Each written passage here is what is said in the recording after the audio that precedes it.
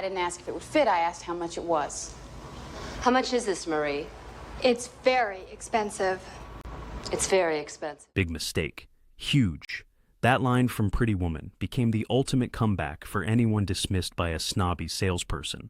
But the romantic comedy that made Julia Roberts a superstar almost never existed. The movie was originally a dark drama called 3000, where Vivian was a substance addict who gets thrown from a car with money tossed on her, and in some drafts dies of an overdose by the final page. No shopping montage, no fire escape rescue, just death. Welcome to Pretty Woman. I was in here yesterday. You wouldn't wait on me? Oh, You work on commission, right? yes. Big mistake. Big. Huge. The movie where Richard Gere stripped completely naked and walked around set. Just to shock everyone, Julia Roberts broke out in hives so severe they had to massage a visible stress vein bulging on her forehead, while she lay in bed between her co-star and the director. And the entire crew abandoned Roberts in a bathtub as a prank, while cameras captured her cursing at everyone when she surfaced. Today we're counting down 15 weird facts about a film Roberts got cast, got fired 3 days later when the company went bankrupt, then got cast again for the same role. Test audiences revolted so violently they dragged everyone back to rebuild the entire ending from scratch, and Ferrari and Porsche both refused to let their cars appear, which accidentally tripled Lotus sales overnight. Before we dive in, smash that like button and subscribe for more behind-the-scenes chaos about the movies that defined the 1990s. Let's start with number 15. Number 15. The original script was called 3000 and Vivian dies of an overdose. Pretty Woman wasn't always Pretty Woman. The original screenplay by J.F. Lawton was called 3000, the exact dollar amount Edward pays Vivian to spend a week with him and stay off hard substances. It wasn't a romantic comedy. It was a brutal cautionary tale about survival in Los Angeles. Vivian was heavily addicted. Edward was a cold, borderline sociopath corporate raider. Their relationship was purely transactional, zero romance, just money for time. No, I want to find Beverly Hills. Can you give me directions? Sure. For $5. Ridiculous. Price just went up to 10. The ending was bleak. Edward shoves Vivian out of his car onto the pavement, throws the cash on top of her, and drives away. One version had Vivian and Kit on a bus to Disneyland with the money, heading toward a future slightly less terrible than the streets. But here's where it gets darker. Former Disney executive Jeffrey Katzenberg later revealed that, in one draft of the screenplay, Vivian doesn't just get abandoned. She dies of an overdose. Let that image settle while you remember the shopping montages and opera scenes. Julia Roberts described the original as a really dark and depressing, horrible, terrible story about two horrible people. When she heard Disney bought it, her immediate reaction was, are they going to animate it? Disney brought in Gary Marshall to transform the script. 6 rewrites later, the drugs disappeared, the cruelty softened, jokes appeared, and Edward became redeemable. Suddenly you had a fairy tale instead of a tragedy. Number 14. Richard Gere walked around set naked, just to shock everyone. Richard Gere never had to do nude scenes in Pretty Woman. The script didn't require it. His character Edward stays clothed or partially clothed throughout the film. But Gere decided to get naked anyway, just not when cameras were rolling. One day during production, Gere stripped completely naked and casually walked around the set in front of the entire cast and crew for absolutely no reason except to shock people and get reactions. No scene called for it. No director requested it. Gere simply decided the production needed chaos and apparently concluded, I'll remove all my clothes in front of everyone, was the solution. The stunt worked perfectly.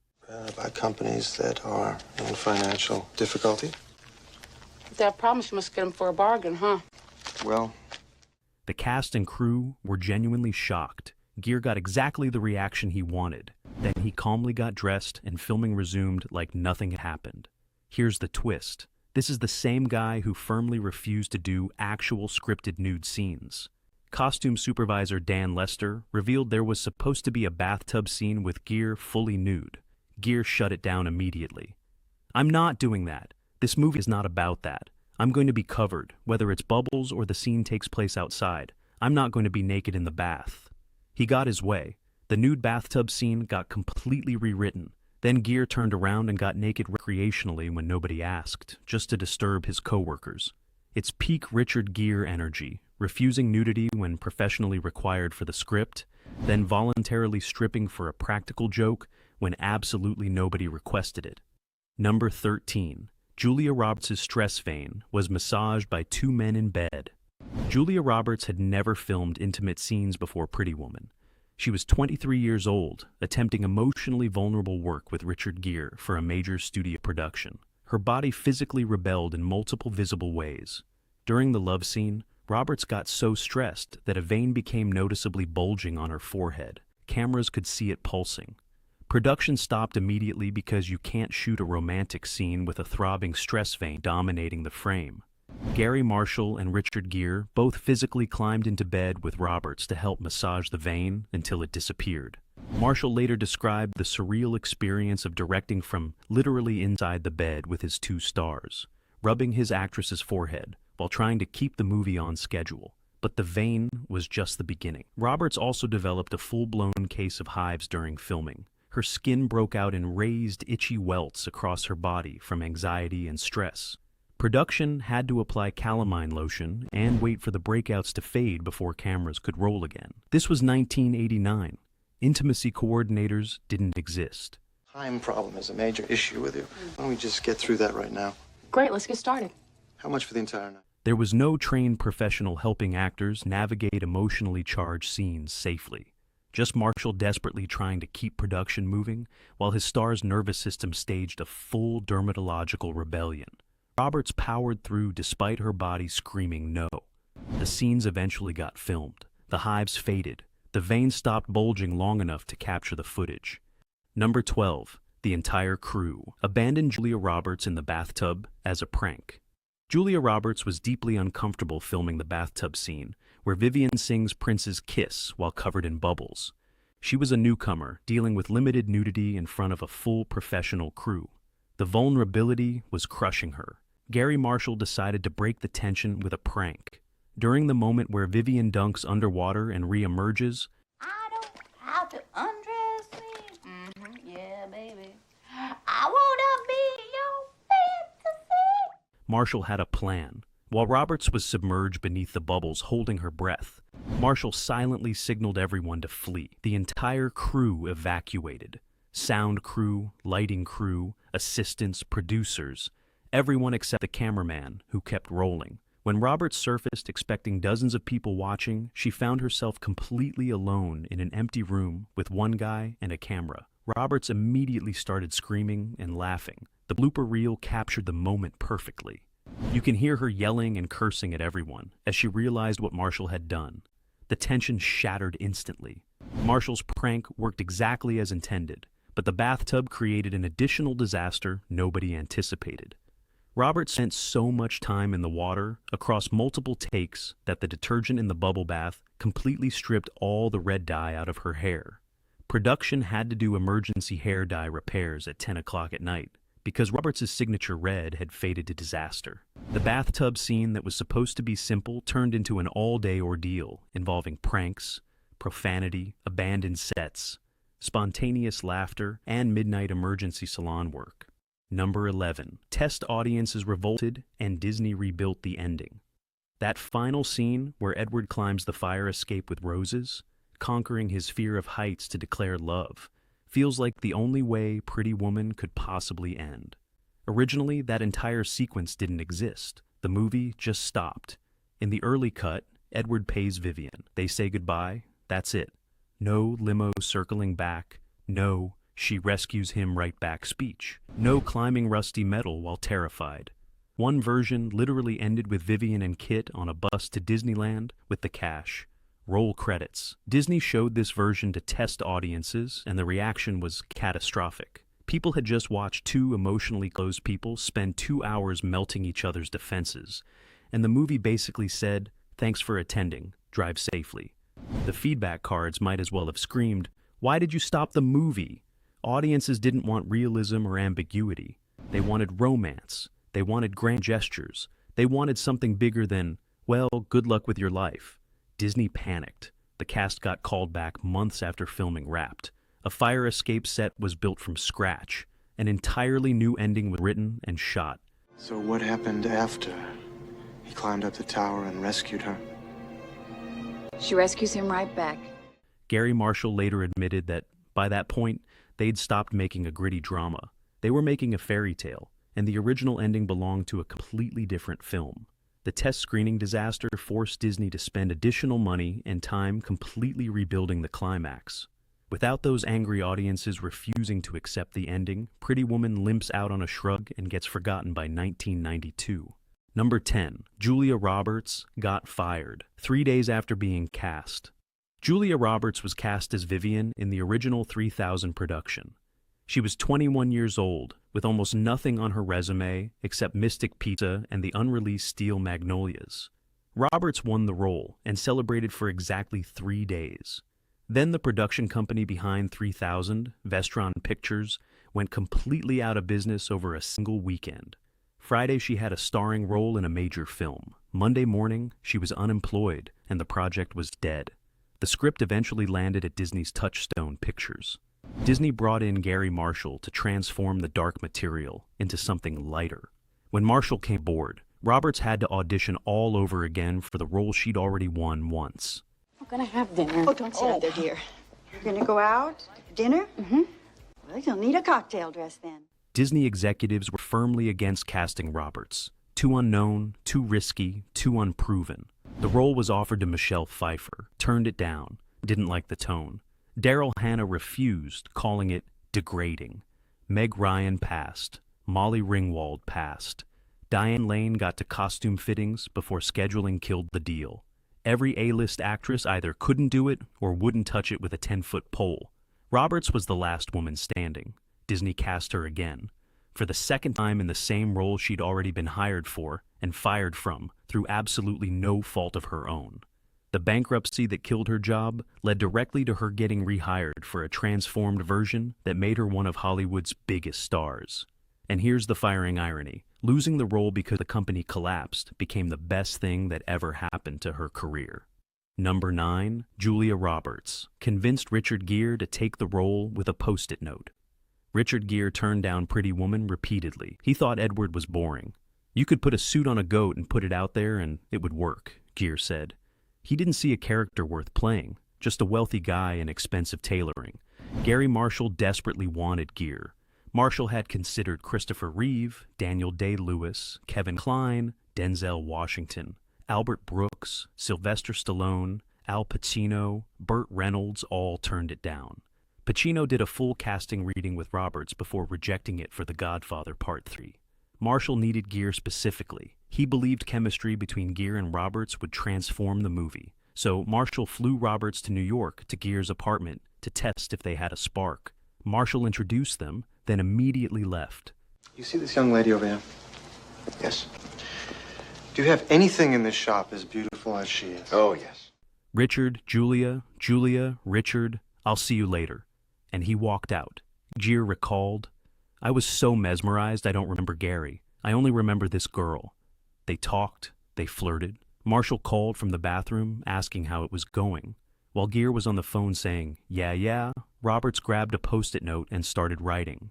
She turned the note around and slid it across the desk to Gere. It said, please say yes. Gere looked at the note, looked at Roberts, and told Marshall on the phone, I just said yes. That post-it note closed the deal. One handwritten plea from an unknown actress to a hesitant movie star created one of the most iconic romantic pairings of the 1990s.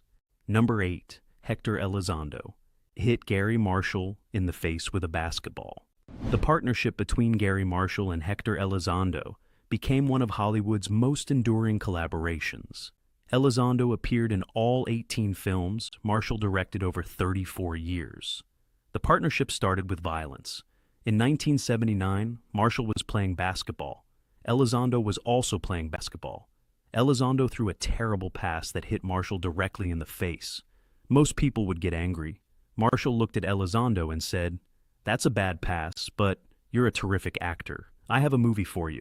From that moment forward, Elizondo appeared in every single Gary Marshall film.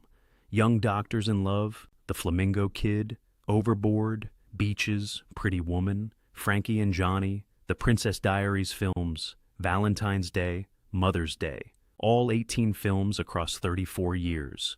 Marshall refused to make movies without Elizondo. Getting hit in the face with a basketball created a partnership that lasted until Marshall's death in 2016. For Pretty Woman, Disney executives balked at Elizondo's salary demands for the hotel manager role. They told Marshall to cast someone cheaper. Marshall refused to budge, so Marshall paid half of Elizondo's salary out of his own pocket. Marshall took a direct financial hit to his director fee because he believed in Elizondo that strongly. I'd like you to do a favor for me, please. I'm sending someone over. Her name is Vivian. She's a special guest. Disney watched early footage, realized they'd made a mistake, and reimbursed Marshall after seeing how perfect Elizondo was. Elizondo's Barney could have been forgettable. Instead, he became the quiet insider who decides Vivian deserves a shot. Functionally, her fairy godfather, steering her through a world designed to reject her. Number 7. Ferrari and Porsche refused product placement, which tripled Lotus sales overnight. The production needed a high-end sports car for Richard Gere's wealthy character, something screaming money, power, Beverly Hills sophistication. The obvious choices were Ferrari or Porsche, the most recognizable luxury performance brands worldwide. Producers approached Ferrari with a product placement opportunity. Ferrari said absolutely not. They refused to associate their brand with a film about a businessman hiring a woman on Hollywood Boulevard.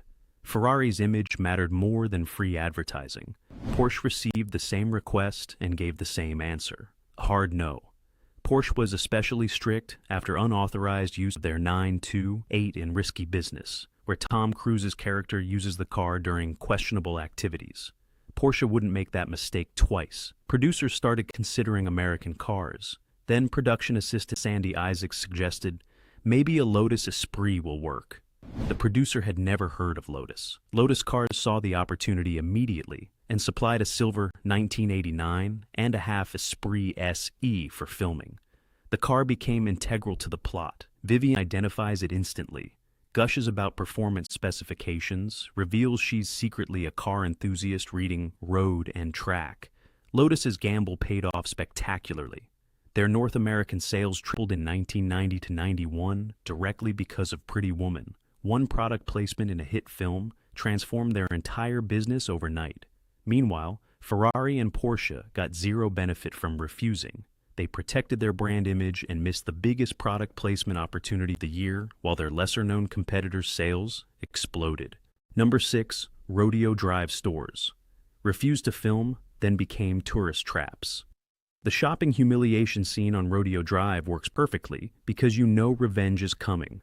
Vivian gets sized up, dismissed, basically escorted out for not looking expensive enough. That scene resonates because the attitude was barely exaggerated from reality. It's very expensive. Look, I got money to spend in here. I don't think we have anything for you. You're obviously in the wrong place.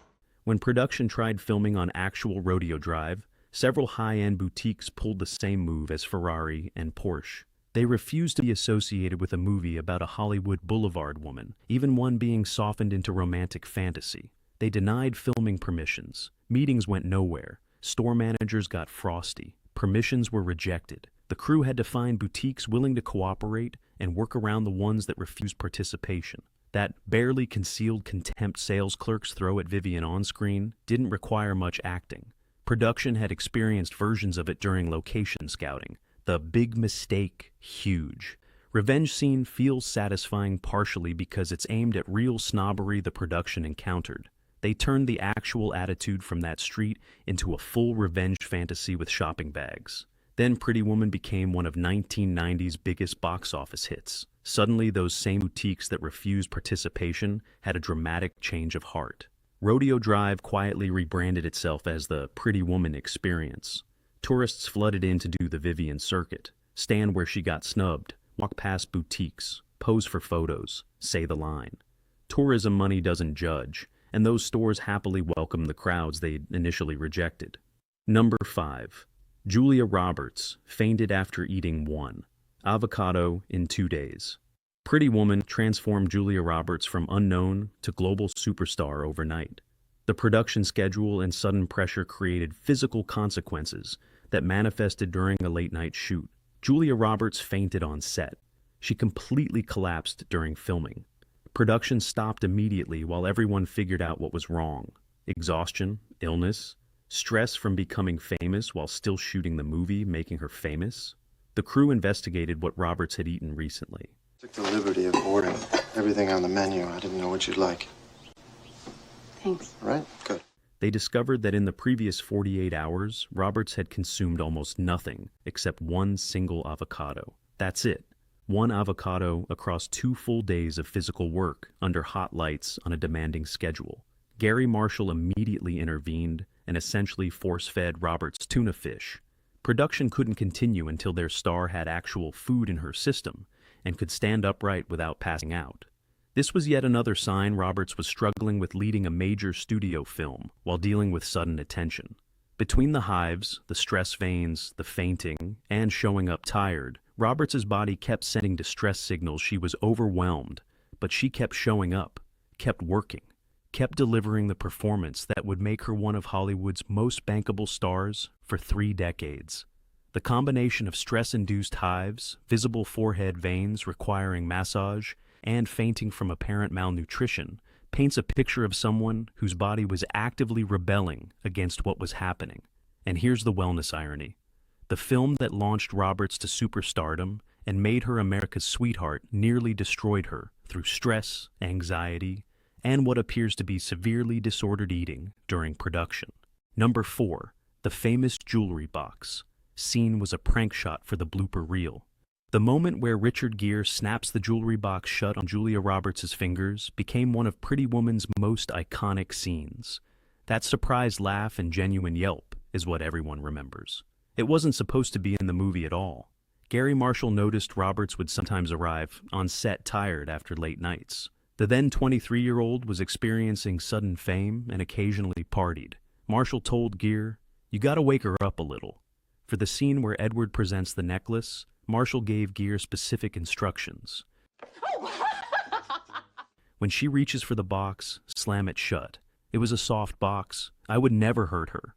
Marshall wanted the prank for the gag reel, the collection of outtakes and mistakes never making the final cut. Gere snapped the box on Roberts' fingers. Her reaction was completely genuine, pure surprise. She yelped, then exploded into that unfiltered laugh that became her trademark. No character work, no rehearsal, just Julia getting ambushed on camera. Marshall watched playback and knew they'd never top that moment. He threw out the scripted take and kept the prank. What was supposed to be a blooper became one of the defining shots of the entire film. That unscripted moment appears in every trailer, every promotional clip, every retrospective about Pretty Woman for 3 decades. The necklace itself was worth $250,000 and required a security guard on set protecting it. But the most valuable thing captured wasn't the $250,000 jewelry, it was Roberts' genuine surprise. Number 3. The iconic poster. Is a complete lie, that's not Julia Roberts' body. Look at the Pretty Woman promotional poster. Julia Roberts in a blue dress, Richard Gere behind her. The image that sold millions of tickets worldwide. That's Roberts' head. From the neck down, that's someone else entirely. The body on that poster belongs to Shelley Michelle, Roberts' body double. Someone at Disney looked at promotional photography and decided Roberts' actual body wasn't poster-worthy enough. So they hired Michelle, photographed her in the dress, then digitally grafted Roberts' head onto Michelle's body. The outfit isn't even accurate to the film. In the movie, Roberts wears blue and white. On the poster, the dress is pink and black. 2 completely different outfits on 2 completely different bodies, wearing Julia Roberts' face like a mask. When you're not fidgeting, you look very beautiful. And very tall. Shelley Michelle also served as Roberts' body double for certain scenes in the actual film. Shots requiring more revealing positions used Michelle instead of Roberts, who was uncomfortable with extensive exposure. Richard Gere got the Photoshop treatment too. In the actual movie, Gere's hair is naturally gray, almost silver in certain lighting. On the poster, his hair is jet black. Someone decided promotional materials needed Gere looking younger, so they digitally dyed his hair to not match anything audiences would see in theaters. The 2 people selling the movie on that poster are technically not the two people in the movie. One's a head transplant. The other got a digital salon visit. The most iconic image from Pretty Woman is a photoshopped lie from head to toe. Number 2. Gary Marshall paid Hector Elizondo's salary from his own pocket. Gary Marshall cast Hector Elizondo in every project he directed. Marshall considered Elizondo his good luck charm and absolutely refused to make films without him. For Pretty Woman, Marshall wanted Elizondo as hotel manager Barney Thompson. Disney executives looked at Elizondo's salary demands and said no. Too much money for a supporting role. They told Marshall to cast someone cheaper. Marshall refused to budge on Elizondo. The studio wouldn't meet his price. And what is your name, miss? What do you want it to be? Don't play with me, young lady. Vivian. Thank you. So Marshall solved the problem by cutting Disney a deal. They'd pay part of Elizondo's salary. Marshall would personally pay the rest out of his own director fee. Marshall took a direct financial hit to his own compensation because he believed in Elizondo that strongly. He literally paid money from his own pocket to hire an actor the studio thought was too expensive. Disney executives watched early footage of Elizondo's performance and immediately realized they'd made a massive mistake. Elizondo was perfect. His chemistry with Roberts was exactly what the film needed. Barney became one of the movie's most beloved characters. Disney reimbursed Marshall for every dollar he'd paid out of pocket. Once the studio saw how effective Elizondo was in early footage, they admitted Marshall had been right and paid him back completely. Elizondo's role could have been a standard hotel manager enforcing rules. Instead, he played Barney as the quiet insider who decides Vivian deserves a chance, steering her through a world designed to reject her. Number 1. Gary Marshall. Tickle Julia Roberts' feet to make her laugh. In the scene where Vivian lies on the floor watching I Love Lucy, Julia Roberts is supposed to be genuinely laughing at the television. The problem? Roberts wasn't finding the I Love Lucy episode funny enough to produce the authentic laughter Marshall needed on camera. Marshall needed a real laugh, not acting, not performance, a genuine, uncontrollable reaction that would sell the moment. He couldn't get it from whatever was playing on the TV screen.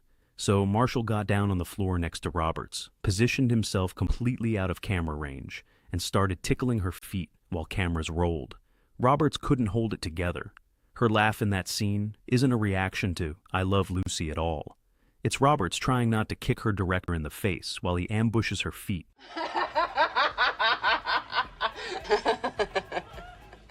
Like a deranged uncle at Thanksgiving. Marshall was known for getting authentic reactions through pranks, surprises, and physical interventions. If genuine laughter required the director to literally tickle his star's feet during a take, that's what Marshall did without hesitation. This was just one of many improvisations Marshall employed throughout production. He believed real spontaneous reactions created better cinema than perfectly controlled performances. So, he constantly surprised his actors with unexpected choices during filming. The foot tickling worked perfectly. Roberts' laugh feels completely natural and unforced because it was completely natural and unforced. Audiences watching have no idea they're seeing a woman laugh at being tickled rather than classic television comedy. And there you have it. 15 weird facts about Pretty Woman. Which facts surprised you the most? Drop your thoughts in the comments and let us know what blew your mind. Thank you for watching, and until next time.